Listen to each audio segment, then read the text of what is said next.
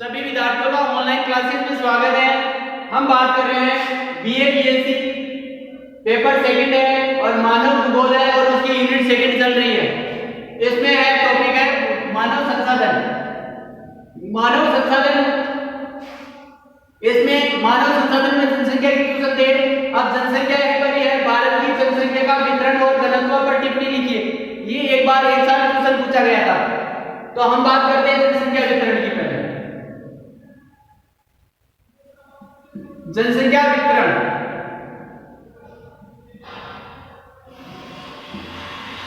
यानी जनसंख्या का फैलाव। किस राज्य में अधिक जनसंख्या है, किस राज्य में न्यून जनसंख्या है तथा किस में मध्यम प्रकार की जनसंख्या है। यानी जनसंख्या का फैलाव यानी कहां पर जनसंख्या अधिक मात्रा में है तथा कहीं पे जनसंख्या कम मात्रा में है तथा कहीं पे न्यून मात्रा में है। बिल्कुल। तो जनसंख्या सर्वाधिक किस जगह पे पाई जाती है, यानी सर्वाधिक जनसंख्या कौन से क्षेत्र में है, तो उनकी चर्चा करेंगे हम। यानी बिल्कुल। तो देखिए अब यहाँ पे बात करते हैं भारत का जो है जनसंख्या वितरण। भारत की जनसंख्या एक प्रमुख विशेषता उसका असमान वितरण है। यानी जनसंख्या कैसी है, असमान। असमान जनसंख्या वितरण। ये असमान जनसंख्या वितरण भारत की मुख्य विशेषता है जनसंख्या की। एक तरफ जहां देश में 5% जनसंख्या बहुल राज्य, इनमें जो मुख्य 5% जनसंख्या बहुल राज्य हैं वो मुख्य हैं। इनमें पहला है उत्तर प्रदेश तथा महाराष्ट्र, बिहार तथा पश्चिम बंगाल,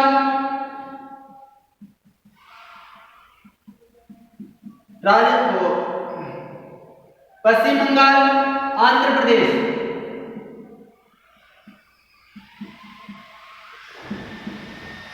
उत्तर प्रदेश, महाराष्ट्र, बिहार, पश्चिम बंगाल, आंध्र प्रदेश, ये जो 5 जनसंख्या बहुल, ये मुख्य 5 जनसंख्या बहुल राज्य हैं।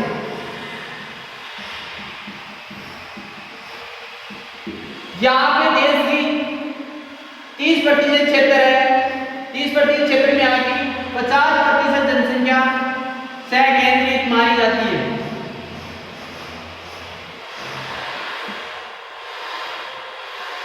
सकेंद्रित मानी जाती है तथा वहीं दूसरी तरफ उत्तर और उत्तर पूर्व में 10% पर्वतीय राज्य। उत्तर और उत्तर पूर्वी जो क्षेत्र है, उत्तर पूर्वी पर्वतीय क्षेत्र, उत्तराखंड, जम्मू कश्मीर, उनमें यहाँ पे 16% क्षेत्र है देश का, 16% क्षेत्र आता है तथा यहाँ पे देश की जो जनसंख्या है वो केवल 4% जनसंख्या निवास करती है यहाँ पे। इसके अलावा अगर जनसंख्या, इसी कारण देश की 1% से अधिक जनसंख्या वाले 18 राज्य में समूचे भारत की 97% 97% जनसंख्या निवास करती है 1% क्षेत्र वाले में। केंद्रण पाया जाता है। अगर हम जनपद स्तर पर, इसको मैं मिटा दे रहा हूं, आपने लिख लिया होगा।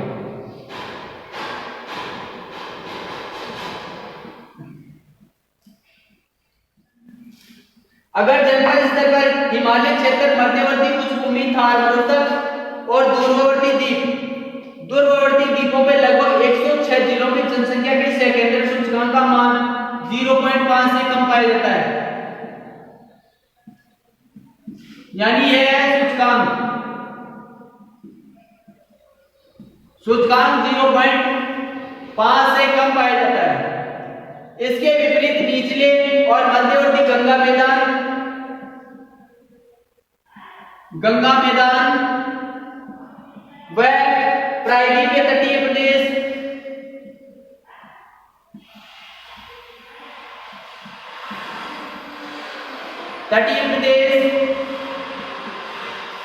तथा औद्योगिकृत जो 75 जिले हैं वो है औद्योगिकृत। औद्योगिकरण 75 जिले, 75 जिले औद्योगिकरण है। इनमें सेकेंडरी सूचकांक 2 से अधिक पाया जाता है। देश के 6 जिलों में सेकेंडरी सूचकांक का मान 0.5 से लेकर 2 के मध्य पाया जाता है। केंद्रीय सूचकांक, देश के 6 जिलों में सेकेंडरी सूचकांक का मान 0.5 से 2 के मध्य मिलता है। पश्चिम बंगाल के 24 परगना जिलों में 6.33 को उच्चतम और पांडिचेरी में यमन में 0.006 का न्यूनतम सेकेंडरी सूचकांक पाया जाता है। यह है जनसंख्या वितरण की बात करें तो, यानी भारत में कई देशों में उच्च जनसंख्या पाई जाती है तथा कईयों में बिल्कुल निम्न पाई जाती है तथा मध्यवर्ती क्षेत्रों में पाई जाती है। अब बात करते हैं जनसंख्या घनत्व।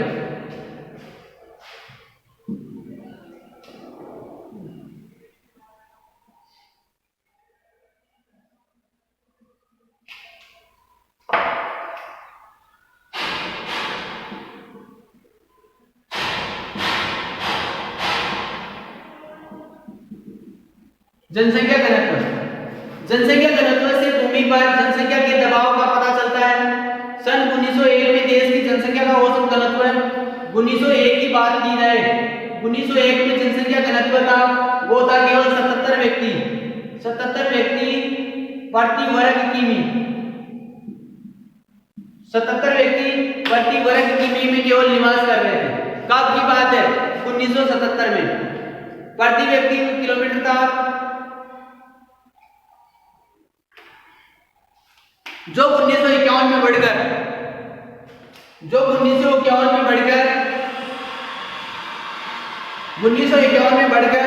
117 हो गया है। 117 व्यक्ति प्रति वर्ग किमी हो गया है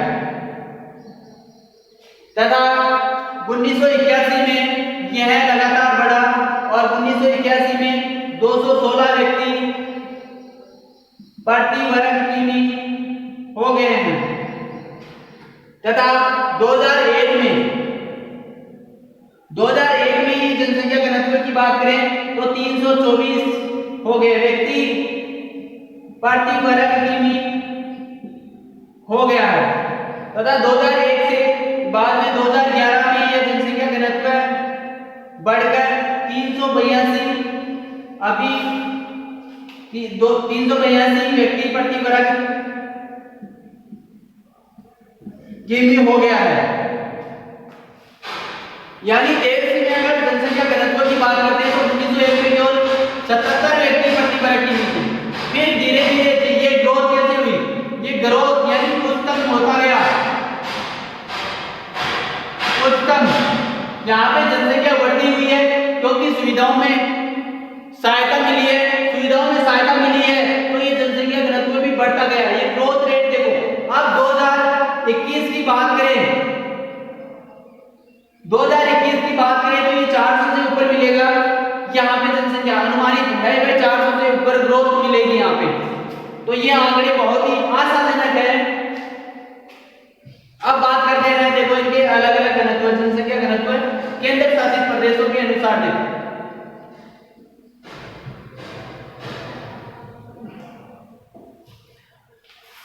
अब भारत के जो जनसंख्या केंद्र शासित प्रदेशों का जनसंख्या घनत्व देखो।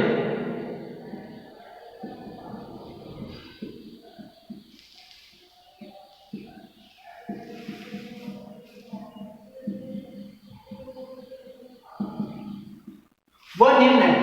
पहला है देखो नंबर 1 है वो है दिल्ली। पहला आ जाता है दिल्ली, तो यहाँ पे दिल्ली का जनसंख्या घनत्व है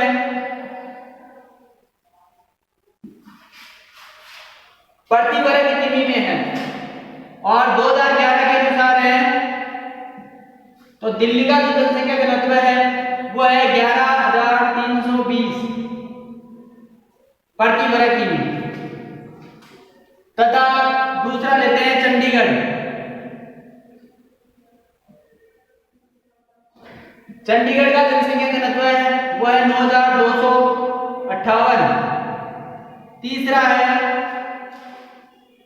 व्यक्ति प्रति वर्ग किमी। ये सभी में आप लगाते रहना,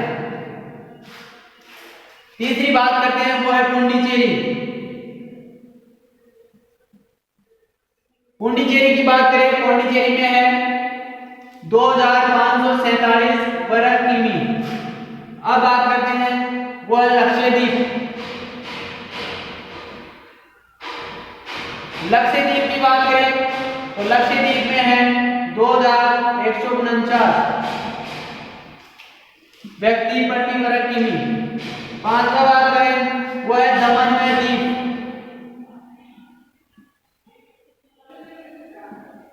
दमन व दीव की बात करें तो 2191 प्रति वर्ग किमी। छठा है वो है दादर नगर हवेली। दादर एवं नगर हवेली। दादर नगर हवेली की बात करें तो यहाँ पे 700 व्यक्ति प्रति वर्ग किमी पाए जाते हैं। अब है अंडमान निकोबार द्वीप समूह। अंडमान निकोबार द्वीप समूह। अगर इसकी बात की जाए तो यहाँ पे 46 व्यक्ति प्रति वर्ग किमी पाए जाते हैं। तो ये होगी केंद्र शासित प्रदेशों की बात। इसके बाद में लेते हैं हम भारत में जनसंख्या घनत्व राज्य के अनुसार।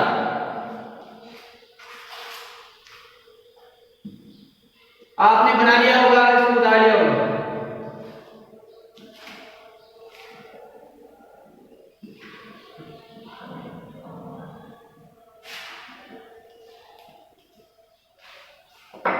भारत में जनसंख्या घनत्व है वह है राज्य अनुसार। देखो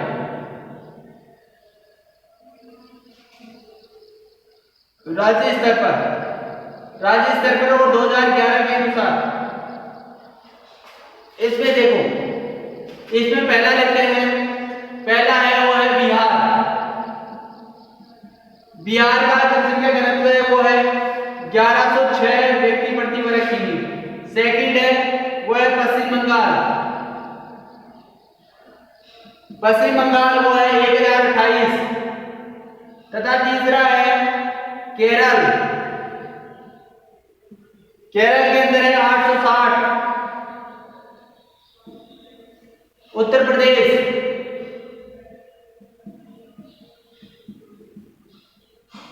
उत्तर प्रदेश के अंदर है 829। पंजाब, पंजाब के अंदर 551। तमिलनाडु, तमिलनाडु है उसमें 555। हरियाणा, हरियाणा के अंदर है 573। गोवा, गोवा के अंदर है 394। अगला है असम। असम के अंदर है 398। मैं यहां से मिटा रहा हूं, आपने लिख लिया होगा या नहीं लिखा हो तो लिख लो। असम, असम है 9वां। इसके बाद में ऊपर लिखूंगा।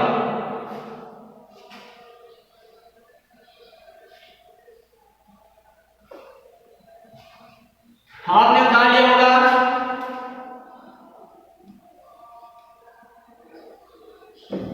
असम के बाद है झारखंड।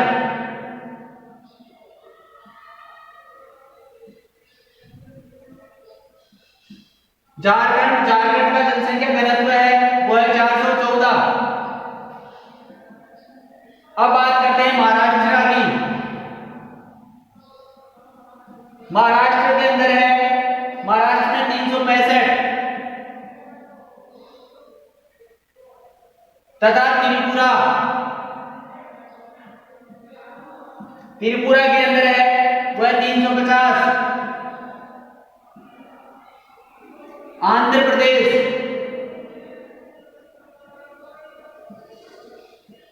आंध्र प्रदेश की बात करें वो है 308।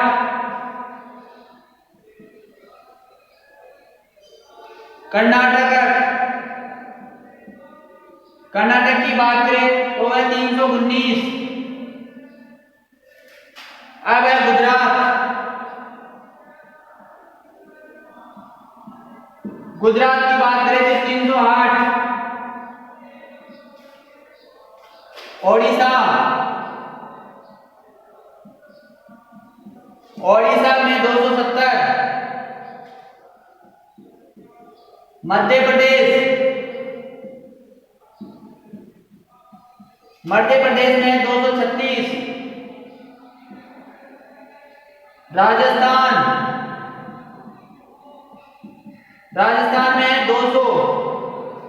अब मैं इसको ऊपर लिखूंगा, आप फटाफट लिख लो। राजस्थान, राजस्थान के बाद है 19वां उत्तराखंड। उत्तराखंड में अगर जनसंख्या घनत्व की बात करें 189, 189 आपने लिख लिया होगा।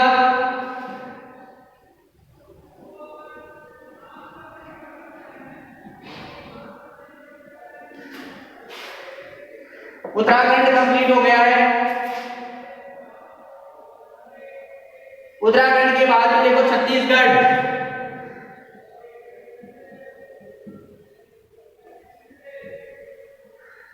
छत्तीसगढ़ की अगर बात करें तो वो है 189।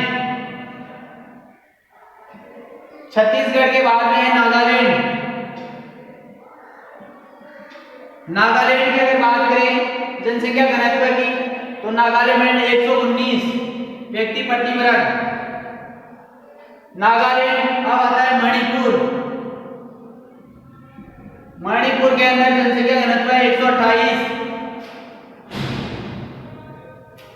हिमाचल प्रदेश,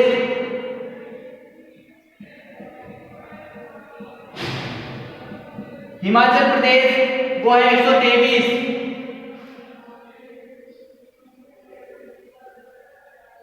अब है मेघालय। मेघालय में जनसंख्या घनत्व है वो 132।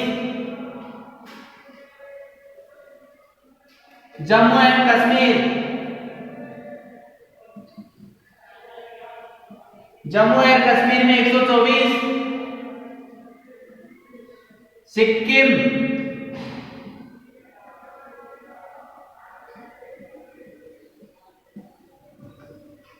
सिक्किम में है 86। मिजोरम,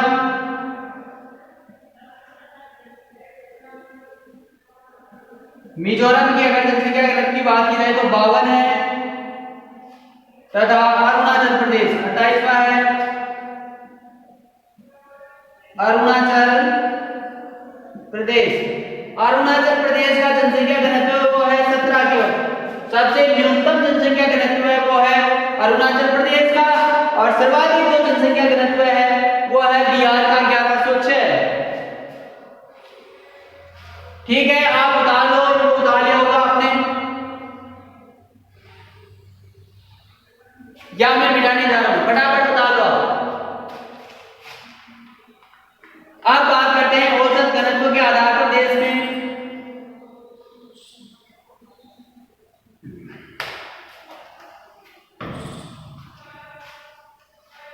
आपने उतार लिया होगा, मैं मिटा रहा हूं।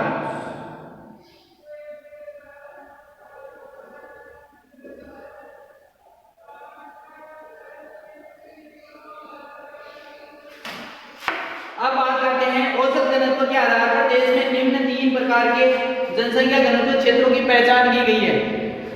वो जनसंख्या घनत्व क्षेत्र, अब देखो कौन कौन से क्षेत्र है। पहला क्षेत्र लेते हैं वो है उच्च घनत्व। उच्च घनत्व का क्षेत्र।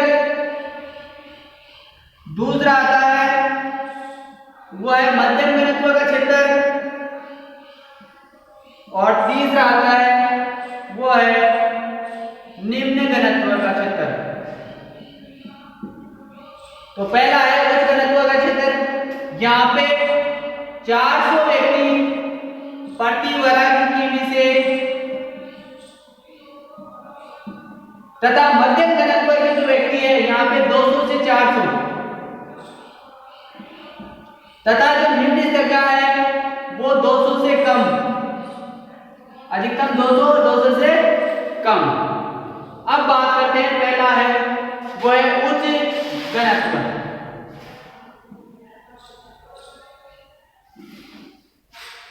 देखो उच्च घनत्व इस वर्ग के अंतर्गत देश के 8 राज्यों, 6 केंद्र शासित प्रदेशों के 280 जिले समाहित हैं। इसमें देश के 8 राज्यों, 6 केंद्र शासित प्रदेश,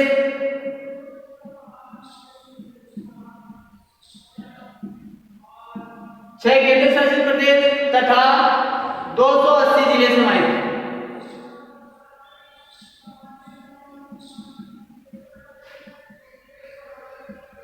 280 जिलों को समाहित किया गया है, जिन्हें 3 समूहों में बांटा गया है। प्रथम समूह ने, इनको भी 3 समूह में बांटा गया है। प्रथम समूह के जो जिले हैं वो इस प्रकार है। इसके अंतर्गत पंजाब हरियाणा,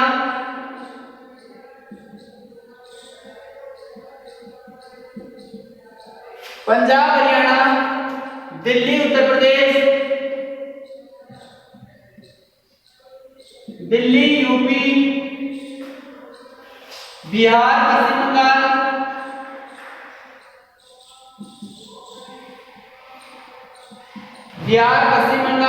जिले आते हैं। यहाँ के उच्च घनत्व में मृदा उर्वरता, कृषि विकास और नगरीकरण का योगदान है। यानी यहाँ का जो अच्छा अत्यधिक घनत्व है उसमें मृदा की उर्वरता,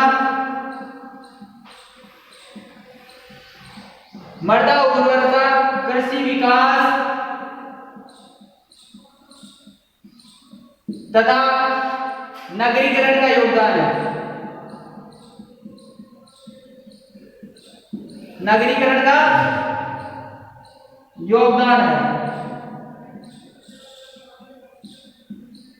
योगदान माना जाता है। दूसरे उच्च घनत्व के क्षेत्र में केरल, तमिलनाडु के 33 जिले आते हैं। इसको मैं मिटा रहा हूं।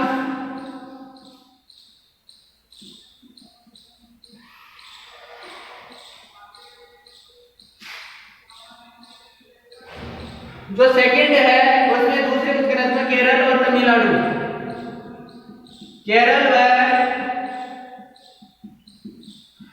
तमिलनाडु के 33 जिले आते हैं।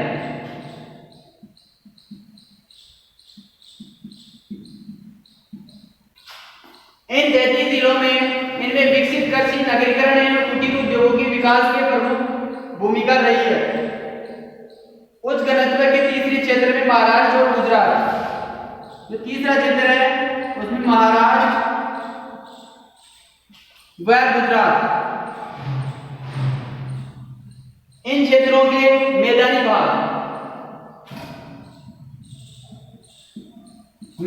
भागों में पाया जाना, इसके कारण वहां पे जनसंख्या घनत्व उच्च आ जाता है। आप देखो ये तो हो गया उच्च घनत्व, अब है मध्यम श्रेणी की घनत्व। सेकंड है वो है मध्यम घनत्व। मध्यम घनत्व में 200 से 400 व्यक्ति प्रति वर्ग किमी, 200 से 400। इसके अंतर्गत 10 राज्य शामिल हैं। इसके अंतर्गत कितने 10 राज्य शामिल हैं। इन 10 राज्यों की अगर बात की जाती है, इनमें महाराष्ट्र, गुजरात,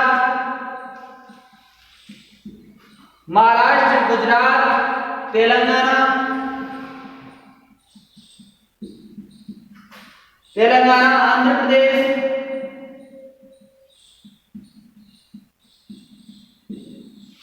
आंध्र प्रदेश,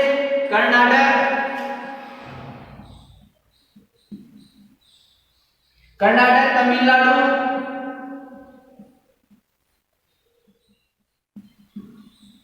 तमिलनाडु, पंजाब,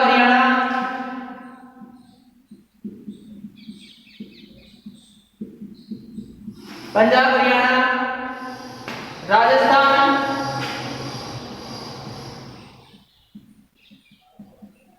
इन जगहों में जो राजस्थान का उत्तरी भाग है, यहाँ पे मैदानी भाग पाए जाते हैं तथा यहाँ पे विषम धरातलीय जलाकृति, कम उपजाऊ मृदा व सिंचाई की कमी इन क्षेत्रों की प्रमुख विशेषता मानी जाती है।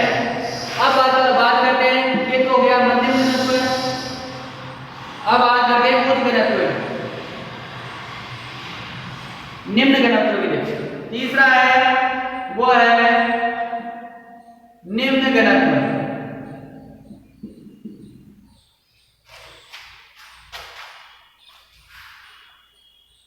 निम्न घनत्व यहाँ पे निम्न घनत्व में आता है 200 व्यक्ति से कम प्रति वर्ग किमी से कम। इस वर्ग में मुख्यतः पहाड़ी, रेगिस्तानी, वनाच्छादित, दलदली, मुख्यतः पहाड़ी, रेगिस्तानी तथा वनाच्छादित तथा दलदली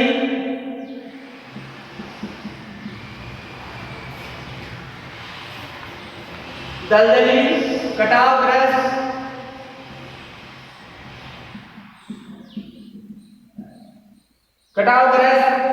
क्षेत्रों में स्थित है।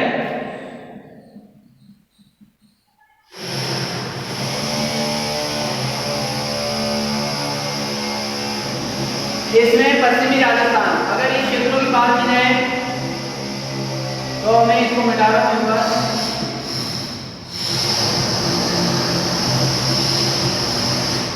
अगर इनमें जिलों की बात की जाए तो पश्चिमी राजस्थान, मध्य प्रदेश,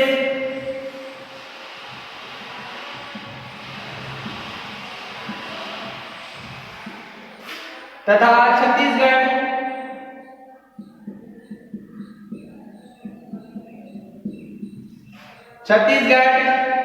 के जनजातीय क्षेत्र, छत्तीसगढ़ का जनजातीय क्षेत्र। इसके अलावा उड़ीसा,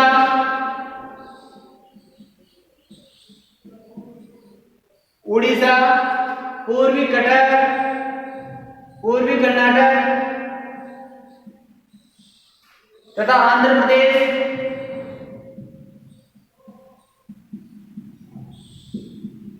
आंध्र प्रदेश का मध्यवर्ती भाग,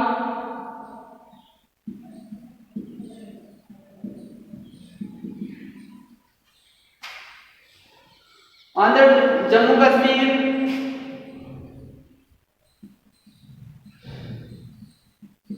हिमाचल प्रदेश,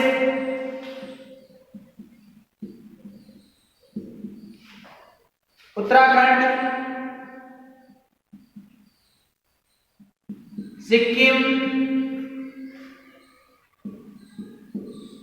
अरुणाचल प्रदेश,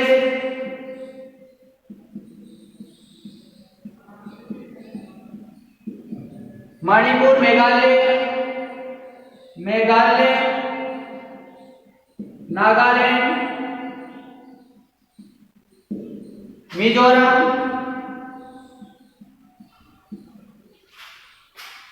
मणिपुर,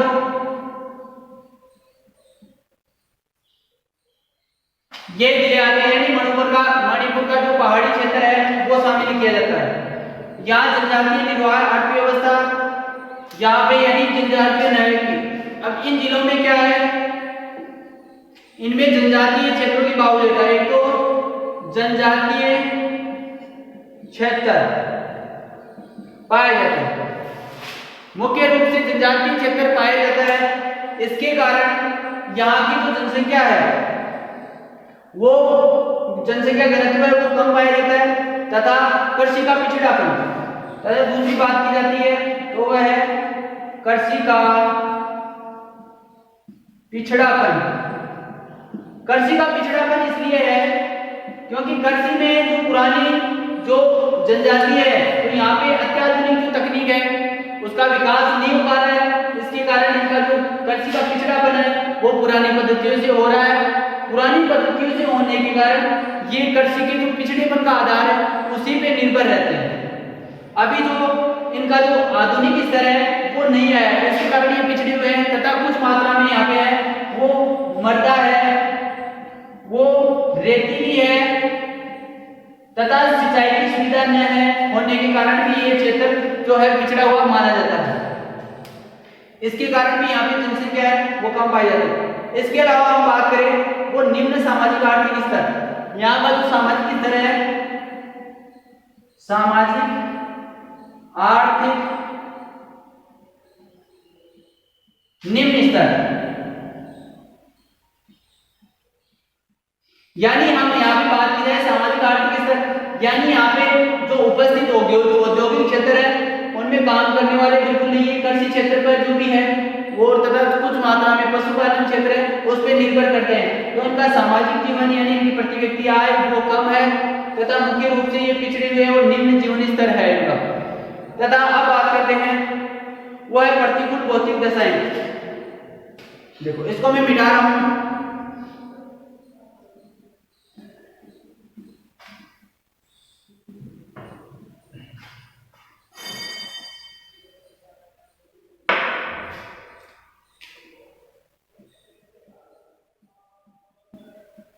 प्रतिकूल भौतिक दशाएं। अब यहाँ पे इन जिलों के अंदर क्या है कि प्रतिकूल भौतिक दशाएं पाई जाती है, यानी मानव के अनुकूल नहीं है, मानव के लिए रहने उपयुक्त नहीं है। नहीं होने के कारण इन क्षेत्रों में क्या है कम या विरल जनसंख्या दशाएं मिलती है। इसके अलावा हम बात करें यहाँ पे वो है जन्म दर कम मात्रा में मिलती है, कम रहती है, जन्म दर कम पाई जाती है क्योंकि यहाँ पे जो है वो है उत्पादन क्षमता तथा खाद्यान्न पदार्थों की कमी, खाद्यान्न की कमी के कारण भी यहाँ पे जनसंख्या उपयुक्त रूप में जो उच्च पोषण है, उच्च प्रकार का खाद्य पदार्थ नहीं मिल पाता है, इसके कारण भी ये जनसंख्या निम्न हो जाती है। अगली बात करें तो वह है नगरीय क्षेत्र, यानी नगरीय व परिवहन क्षेत्रों का, परिवहन साधनों या क्षेत्रों का विकास कम, यानी नगरीय व परिवहन क्षेत्रों का साधनों का बहुत ही कम मात्रा में होने के कारण ये क्षेत्र भी पिछड़े हुए रहते हैं, इन क्षेत्रों का विकास नहीं हुआ है अत्याधुनिक काल में। इसके अलावा इन क्षेत्रों में पर्वतीय क्षेत्र होने हैं, कई क्षेत्र निर्जन पर्वतीय निर्जन क्षेत्र, यानी ये बहुत ही बड़े पर्वतीय क्षेत्र है, तो यहाँ पे नदी घाटियों द्वारा नदियां निकलती है तथा केवल तो ऊंचे पर्वतीय यहाँ पे हर प्रकार की, यानी यहाँ पे ना तो खाद्यान्न उत्पादन कर सकते हैं ना कोई उद्योग वगैरह लगा सकते हैं, तो ये बिल्कुल पिछड़े हुए रह जाते हैं पर्वतीय क्षेत्रों का। तथा कुछ मात्रा में रेगिस्तानी क्षेत्र होने के कारण, रेगिस्तानी क्षेत्र होने के कारण भी, यानी जैसे राजस्थान के अंदर है अपना थार का मरुस्थल है, इस थार के मरुस्थल तथा जो लद्दाख है, जम्मू कश्मीर है, लद्दाख में जो शीत मरुस्थल है लद्दाख का, उसके अंदर भी ठंडा मरुस्थल है तथा रेगिस्तानी क्षेत्र में केवल बालू मिट्टी पाई जाती है जो अपने जैसलमेर जिले में फैला हुआ है। इसमें भी वहां पे जो मुख्य रूप से है वो जनसंख्या निवास कम मिलती है क्योंकि वहां पे ना तो उत्पादन प्रदेश है, ना कोई रोजगार के साधन है और ना ही कोई जल की उपलब्ध मात्रा है, यानी जल की बहुत ही सीमित मात्रा है, तो सिंचाई करके की भी कृषि नहीं की जा सकती है। इसलिए हम अगर बात करें तो ये अनुकूल मिलते हैं। अब मैं इसको मिटा रहा हूं। अब हम बात करते हैं कि जनसंख्या जो वितरण है घनत्व राज्य में ये बता दिया है आपको, तो इसके विभिन्न अलग अलग यानी उच्च श्रेणी, मध्यम और निम्न श्रेणी, ये अनेक प्रकार के आपने देखे किस प्रकार से वितरण अलग अलग प्रकार से पाया जाता है। तो हम बात करें अब इसमें पश्चिमी, अगर राजस्थान की बात करते हैं हम, अगर राजस्थान की बात करते हैं तो राजस्थान की जो पश्चिमी जिले हैं, पश्चिमी जिलों में वो है जनसंख्या घनत्व कम पाया जाता है तथा पूर्वी क्षेत्रों में अधिक पाया जाता है, पूर्वी क्षेत्रों में अधिक पाया जाता है क्योंकि यहाँ पे वर्षा होती है। वर्षा होने के कारण हर प्रकार से ये आर्द्रता युक्त होते हैं, ये रेगिस्तानी भाग में पाए जाते हैं, रेगिस्तानी क्षेत्र में पाए जाते हैं। तो ये था मुख्य रूप से इन क्षेत्रों का। इसके अलावा कई और भी क्षेत्र है, शिक्षा है, अत्याधुनिक जो खनिज वगैरह पदार्थ है, संसाधनों की है, तो वो भी मुख्य रूप से यहाँ की जो आबादी है वो किसी न किसी उद्देश्य के प्रति उस जगह पर रहे, तो उसके कारण वहाँ का घनत्व उच्च होगा। अगर वहाँ पे कोई उद्देश्य नहीं होगा तो वहाँ की जनसंख्या है वो किस कारण से नहीं रहेगी, तो वहाँ से प्रवास कर जाएगी। तो ये था जनसंख्या और घनत्व। नेक्स्ट टॉपिक के लिए हम बाद में मिलेंगे, इसके लिए आपसे यहीं पे इजाजत लेंगे। धन्यवाद।